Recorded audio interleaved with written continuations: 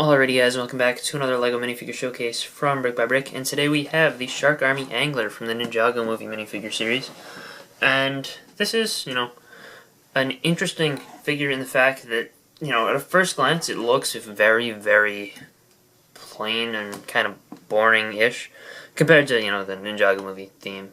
Obviously, if this was just completely random, it'd be kind of interesting, but, there's a lot of Shark Army warriors now in circulation. But first thing this thing has going for it is this weapon, which is relatively unusual for a LEGO minifigure because this mace piece only comes in one other set, that set being the Scary Knight from Series 15. Yeah, Series 15. And, that in itself is cool. It's kind of a rubbery piece so that these things don't break off or anything. But it's attached to a fish, obviously, because fish. But, yeah.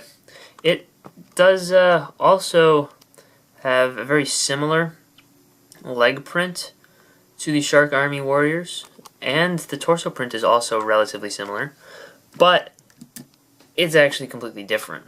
And the main reason you can tell, the main way to tell, this has no back printing. All the other, standard set ones do. So it's kind of odd that they made a new print, but I appreciate it. It provides a little bit more variation.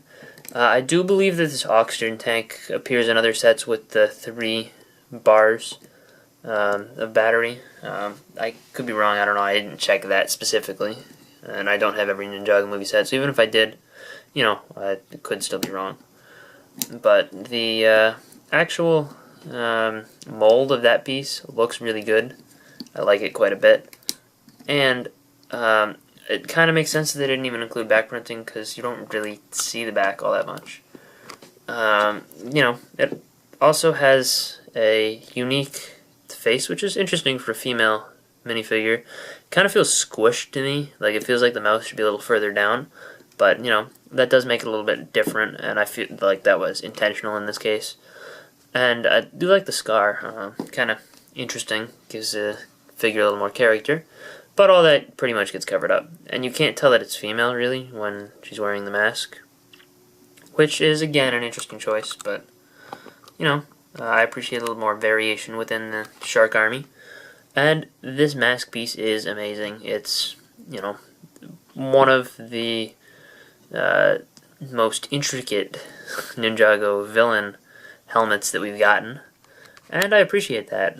It also would be relatively usable as just an anglerfish. Like, if you put a minifigure head inside there or whatever, just like plain black, you could use that as an anglerfish, and it wouldn't look too bad. And there we go, like that. From the side, it doesn't look too bad. From the front, it wouldn't look too bad if you had just black head in there. Overall, I think that's a really great piece. It is rubbery, and I like the sand green coloring on here. I think that it looks really good, and this can move around a little because it's rubbery. And even the printing on there is pretty good. I do hope that it doesn't, rub off eventually because rubber, but, assuming it stays like this forever, it'll be, a nice piece to have.